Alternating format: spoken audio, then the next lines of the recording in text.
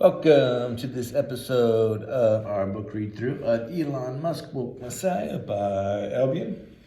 We left off on this page last time, and it has the heading of a Mars, and it reads, Imagine a planet of politically active citizens, a planet run by representatives that work tirelessly to communicate with their citizens and to echo their desires in government.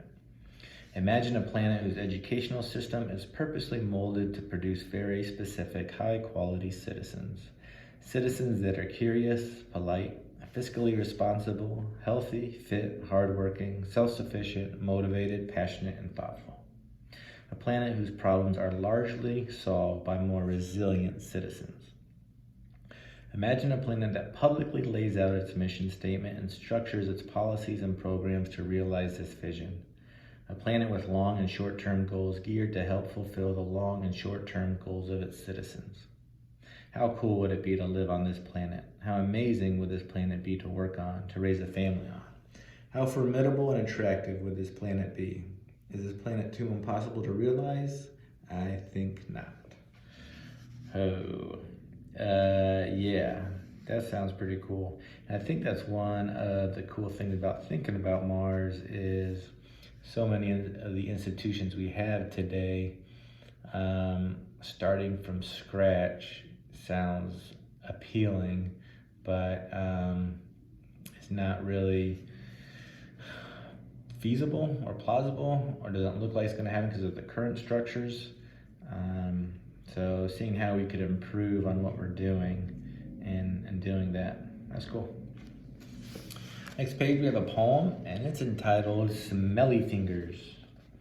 And it reads, What if our fingers could smell? Smelling the sea while holding a shell. Smelling a flower that's held in our hand. Smelling the dirt as we do a handstand. Although I would do less picking my nose, scratching my bottom, and rubbing my toes. Me too. So yes, what if our fingers could smell? So not even smell more, but what if the only difference was the thing that our nostrils were attached to was a different part of our body? How much would that change our world experience? Next we have an LBM blurb from 2035, and it reads, What if we taught our children to appreciate things more, to enjoy everyday routines along with rare occasions, both beautiful? To learn from the differences they saw in various people, to question their fear and emotions, to gain valuable insight, to enjoy chaos as much as control, adapt and conform, to understand and accept the inherent balance within the universe, to appreciate pain as they appreciate pleasure, a worthy goal. What a world this would be. We can change everything. The future is determined by how we teach our children. Let us question what we believe and what we teach. Yeah, I think that kind of goes along with this kind of Mars mission statement. You probably should evaluate what we are teaching the next generation. Deserves to be a high priority. And in bold it reads, What if we taught our children to appreciate pain as they appreciate pleasure? Below that is a quote from Elon Musk that reads, Some people don't like change, but you need to embrace change if the alternative is disaster. Yes, that makes a lot of sense. Yep. And even if the odds of success are low, if not doing it is disaster, you should probably do it. Next page. Heading, Hey Elon, what are your weaknesses or blind spots? It will be interesting to see what he thinks he falls short on or in. And I'm sure he's had that conversation with people. Blind spots you want to be able to see, but I'm sure he's asked others and gotten some feedback. And we have an LBM blurb from 2041 that reads, My most uncomfortable moments were in my most pleasurable days. I could deal with pain, I could deal with misery. It was pleasure that I feared, unstable happiness and euphoria. For pleasure was simply a precursor to pain, never failing, a precursor accompanied by anticipation of the unpleasant, certain pain. A haunting contradiction this human condition is, a chilling existence. Drawn towards pleasure and away from pain, we float along. However, pleasure is never fully realized, a destination never arrived. Pain is never far away, it lurks in pleasure's shadow. Enjoy your pain, but pain enjoyed ceases to become pain.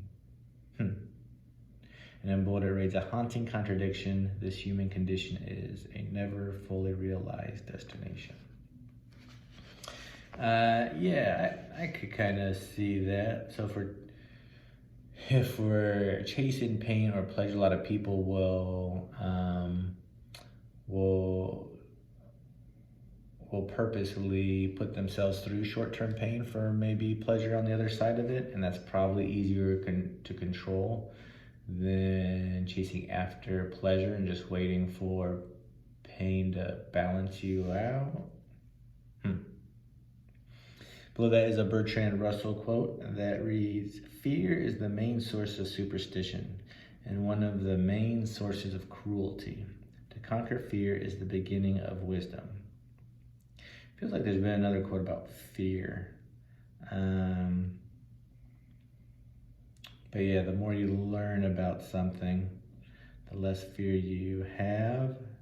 Maybe that was what it was. The more you learn, the less fear you have. And so learning helps conquer fear. Next page, we have a poem entitled Backwards Poem. And it reads, "And finally I am complete. At the end I will soon meet.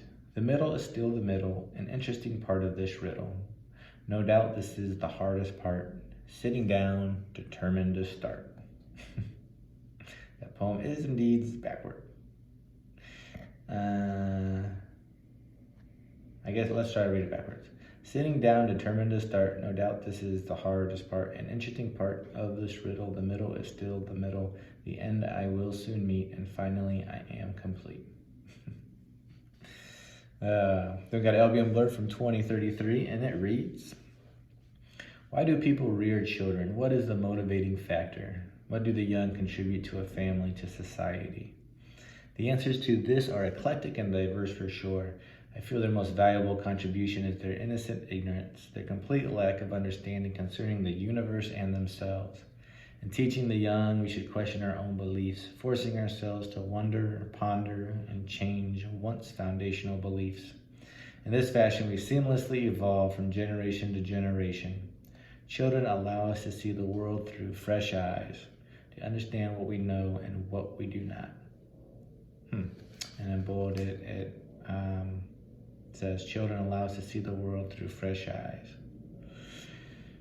Yeah, I'm sure there's a lot of reasons to have kids, but I think this is an interesting reason.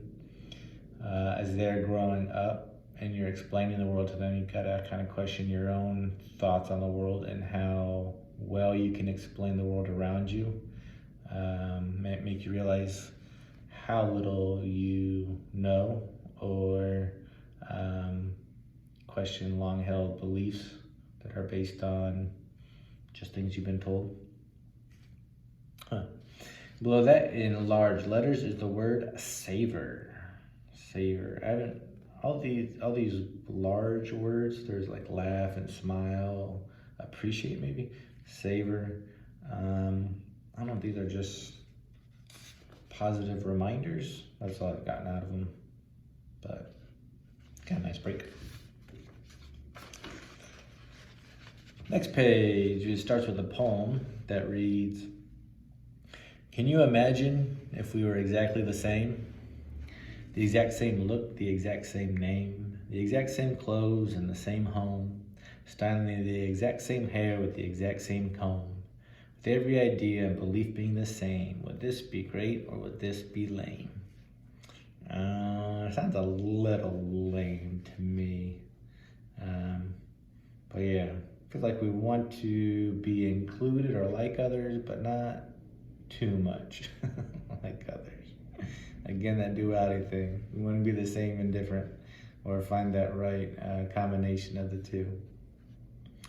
Next, got an Albion blurb from 2057, and it reads, "To know life is to know your ignorance, your incompetence. To know you cannot understand your existence, your reality. To know you have no control, no choice, no freedom. Perhaps ignorance is vastly underrated, undervalued, and not entirely explored. Perhaps one can find greater truth in our ignorant ideas. How lost are we? How fragile is our delicate understanding? Spinning through life with no real direction, a dizzying experience. What have we, what, if anything, do we truly have?" Oh. It's getting deep again. And in bold it says, "Life is a dizzying experience." Affirmative. Yeah, I think if you go down the rabbit hole of exploring your own ignorance, it doesn't really stop, because it's probably like looking up at the night sky. The more you look at it, the smaller you feel, the more you realize it's infinite. And probably the same about your ignorance. The more you contemplate it, the more you realize you don't know. And that could just keep going and going. So the other episode I talked about what's that, when you're able to compartmentalize. And that's one positive, or time to compartmentalize, so you can go through life without being all obsessed with these deep questions maybe. And below that, there is a Bertrand Russell quote that reads, "If we were all given by magic the power to read each other's thoughts, I suppose the first effect would be almost all friendships would be dissolved.